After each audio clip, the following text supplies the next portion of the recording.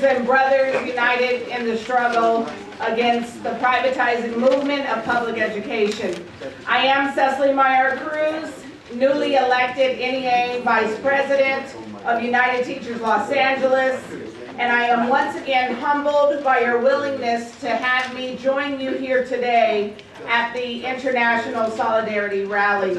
I am proud that I am able to bring my son Giovanni so that he gets to witness this grand event.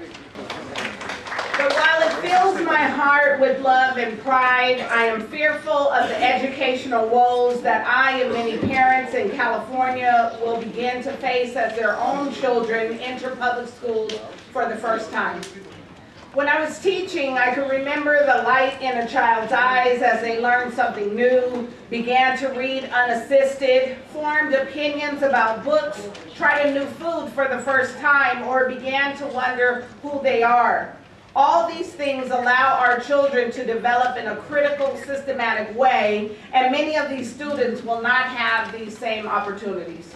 The corporate education reformers are simply trying to destroy our public schools by devaluing authentic assessments and evaluation models that educators use in the classroom, creating a test-driven agenda solely focused on the targeting of teachers based on student test scores, taking over public schools and making them for-profit charters that squeeze public money out of public. Every year, teachers spend almost their entire vacation reflecting on their practice and start developing curriculum for students in the upcoming year. But time and time again, the school district comes up with a new scripted program. This year, it's Common Core.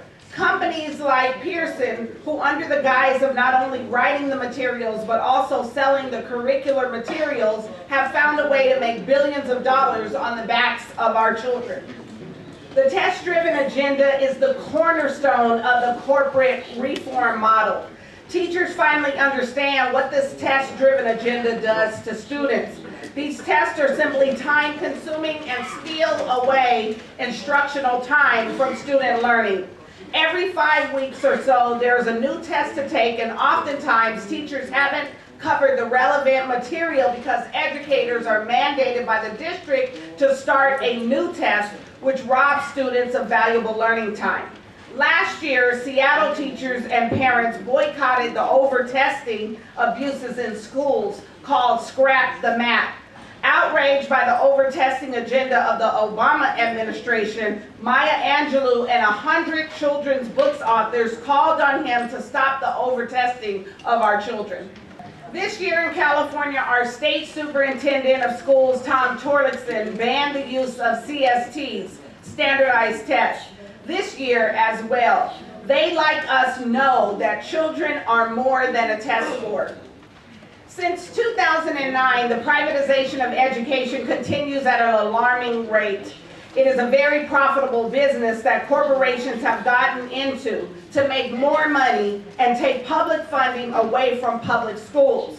Many of these for-profit charter schools drain the public schools of students, but they refuse to take in special needs students and English language learners, ELLs. This devastating blow affects communities of color and high poverty. Charter school growth is at the highest levels, and in Los Angeles alone continues at a 10 to 15% growth rate per year. Schools are approved without regard to the impact on both other public and charter schools in a community. If we do nothing, this competition will lead to continued decline in public school enrollment and the weakening of power for teachers. Politicians, the legislature, and our federal government are failing our students because they measure success to a monetary gain and penalize educators if the scores of students are low. The state of California is currently racing to the bottom in per pupil spending. We are 49th out of 50 states, averaging almost $9,000 spent per pupil when the national average is $12,000 per student. This $3,000 gap in funding makes a huge difference when educating our children and giving them equal and equitable access to resources. Public education is in crisis. The state of California doesn't seem to mind or care because we spend $50,000 per prison inmate, thus perpetuating the school-to-prison pipeline, where students are tracked if they are not doing well in school and they are pushed out of the schools. In the last 30 years, 20 prisons have been built and only one college or university. As you can imagine, the priorities are upside down, and we should be spending most on our youth because they are the future. In 2012, the state of California passed Proposition 30, a tax, which is countering years of underfunding. The governor's local control funding formula, LCFF, mandates a plan for distribution of that funding to students of highest needs, those in poverty, English language learners, and foster children. For years, schools that serve African American and Latino students have been denied their fair share of education resources. Without libraries, college, and career enrichment course offerings, urban districts have no real opportunity to meet the full potential and continue to cycle our students into the school-to-prison pipeline. For 3 years, UTLA fell silent on all of the above issues. Our members were asking for help in the classroom at the district level and for our union leadership to lead. It never happened, and it seemed like the road ahead was bleak. My colleagues, Betty, Arlene, and Juan, were defenseless because the president was a dictator and refused to act on behalf of the membership. We tried to organize around him and kept getting stopped each time. And we regrouped and started talking to members about the inactivity of UTLA. We heard people say they wanted a change and it couldn't come soon enough. We organized a grassroots initiative called The Schools Los Angeles Students Deserve. It focused on 8 principles: lower class sizes, more health and human services professionals to support students, including counselors and nurses, librarians, and more. Better pay to recruit and retain educators. We asked for public school accountability that ensures equity and access for students and management transparency for parents and the community. We called for real parent engagement. We wanted authentic teacher development and evaluation process that contributes to student learning and protects educators' due process rights. We wanted a well-rounded curriculum that included art, music, ethnic studies, and more. And finally, we wanted an end to the unjust system of teacher jail in LAUSD because students need their teachers in the classroom. It passed overwhelmingly, but when it was time to roll it out, the president refused to sign off. We again were thwarted by his dictatorial ways. Again, we continued talking to members, and finally we convened a small group of 15 activists, which included Betty, Arlene, and Juan. And we started a process to begin looking at our vision for UTLA, a platform, and a plan of action. It took a while to hash out all of our issues with each other. We knew that the key was individual conversations. We needed to make connections with members who felt disconnected, apathetic, and disengaged. We also knew that we needed to educate our members around nationwide fights like the ones happening in Chicago, St. Paul, Philadelphia, and many others. They tied their pushbacks around a campaign that strictly focused on the students, and we already had an initiative passed by the membership called The Schools LA Students Deserve.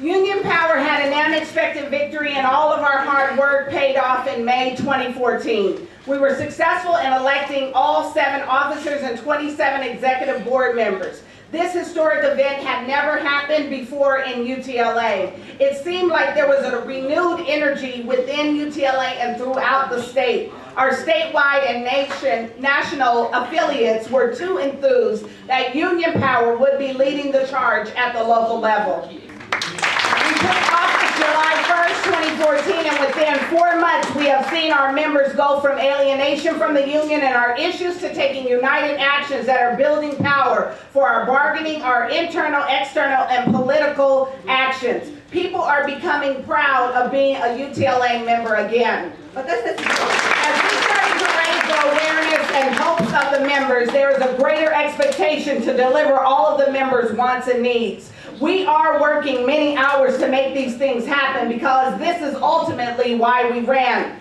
We want to make a difference in the lives of our members. That meant getting them the respect they deserved, whether it is in the classroom or having a fair, equitable contract. We desperately needed to change the narrative around teachers' unions only speaking out about pay and really put the focus on our students by saying in a loud voice that our working conditions are the students' learning conditions. We have held firm in what we are fighting for, and the media has responded sometimes positively and oftentimes negatively, but the best part of this story is that the members are starting to carry the torch for the union now. They are starting to find that voice that will speak up against injustice and hold meetings with parents or community allies because we are speaking about the schools Los Angeles students deserve. So who can argue with that? These 4 months in office have seemed like years. We have accomplished so much in just a short period of time, and we have a long way to go. But as the Chinese proverb once said, a journey begins with one small single step. Union Power is pleased to be making that journey on behalf of our members to have the schools Los Angeles students deserve. Thank you. Ganbatte. ありがとう、頑張って。